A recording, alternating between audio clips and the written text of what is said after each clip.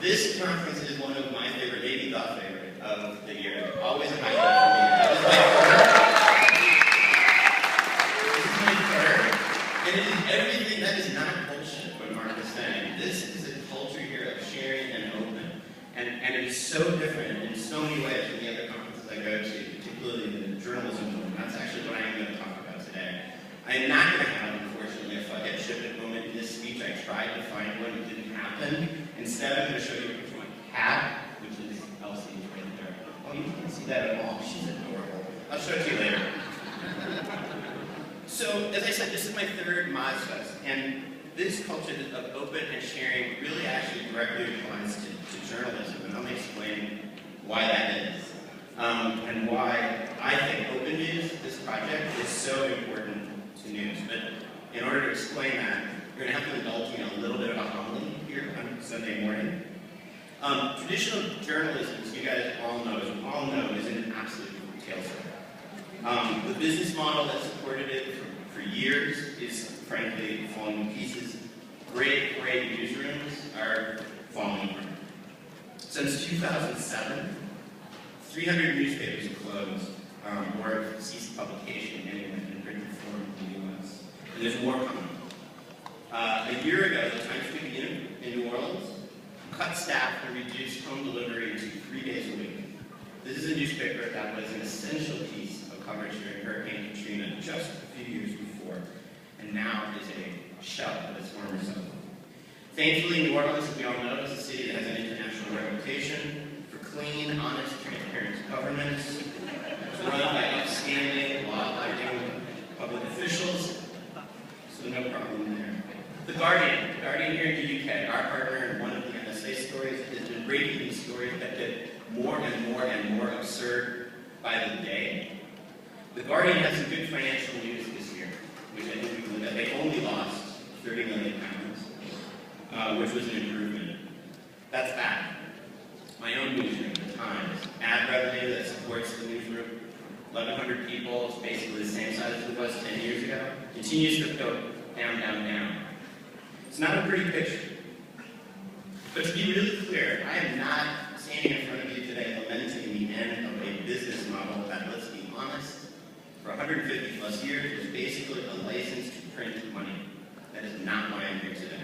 What I am lamenting is what that erosion is doing to news. And that's bad. Just a few months ago, here's my latest example. A few months ago, the Orlando Sentinel in Florida fired its executive editor, eliminated the position, and put a vice president on the business side in charge of the newsroom. Blew a hole through the traditional wall between editorial and business. Symbolic of this problem, that was not recorded hardly at all. So this is what we're seeing from here. So some people might say, who cares? Right? Traditional media, why is it worth saving traditional media? Dave Weiner is one of those people. He's written eloquently about the need for traditional media to basically get out of the way. Let whatever's next come. And I can totally understand that sensibility. I can totally understand what he's talking about. He wrote in 2009, he listed some of the worst lapses and cutbacks in the history of the industry, that journalism needs a quote-unquote cleansing. It's not exactly a turn of phrase that I would use, but I can totally understand where he's coming from. Here's what I do agree with, though. I agree that journalism has been for far too long a closed and cloistered profession. It is a members-only club. And at precisely the time when we in this business need all the friends we can get, it should not be surprising that most folks are saying good riddance, or at least a few more. And natural allies are everywhere. The open data movement, transparency movement, civic hacking. Everywhere there are people who are trying to make the world a better place. Look at this room, for example. Look what's going on the 8th floor, for example. And making the world a better place, that's why I got into journalism, and that's why a lot of the folks that I know got into journalism. That's what unites all the people in this room. It certainly wasn't the money. It certainly wasn't the awesome hours. I believe journalism must be far more open, far more transparent, far more collaborative than it is today. And in order to get there, journalists need to reach out. And that's something we haven't been particularly good at. And that, to get back to the original point of this talk, is the genius of open news. It reaches in. It is, in some ways, some subversive shit, and I love it for that reason. Because it has the power to make change. So will it work? Will this approach work? I think it will. I think it will because there's some examples. Before I talk about the latest one, before I talk about the work that Brian Anderson did in our newsroom, let me talk about another project that predated, actually predated Open News. It's a project that I had something to do with. It's called Document Cloud. Some of you heard of it? Oh, wow. That's the first time I ever got a round of applause just for saying Document Cloud. 2 rounds of applause.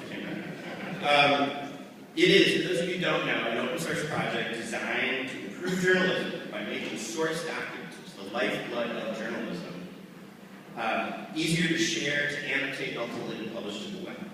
Even if you don't know what Document Cloud is, no doubt you know a couple of the projects that have fallen out of it, Backbone, JS, Underscore, among them. But in 2009, when I started it with a couple of folks from ProPublica, we weren't sure if it was going to work. We weren't sure if it was going to work at all. And the reason is this culture of sharing that journalism is just not, is somewhat foreign to journalists. Yes, we built a free, convenient platform to publish documents using open web standards by and for journalists, but here was the catch.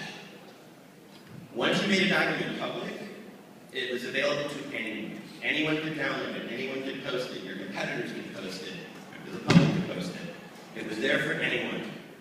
So would newsrooms actually use this tool? As it turns out, the answer is yes. As of yesterday, there are 1,000 newsrooms around the world in Document Cloud right now. 10.7 million pages of public documents.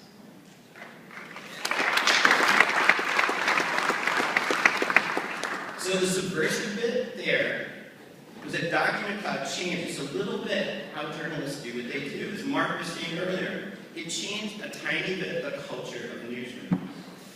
It made newsrooms a little more open and a little more transparent. It did it from the inside.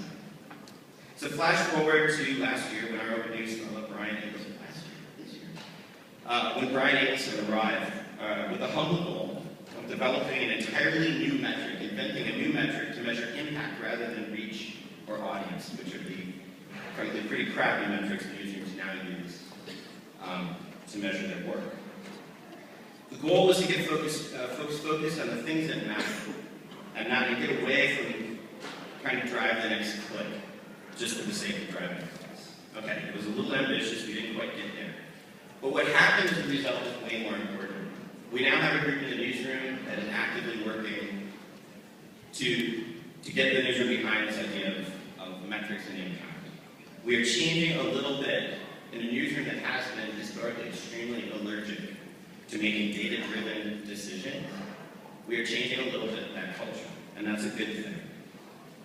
So I don't know what the future of the business side of journalism is, but if we can get enough people like you, involved, and we can get people in newsrooms to understand that seismic change is possible when open is your manifesto, then I think journalism itself has a very, very bright future. Thanks very much.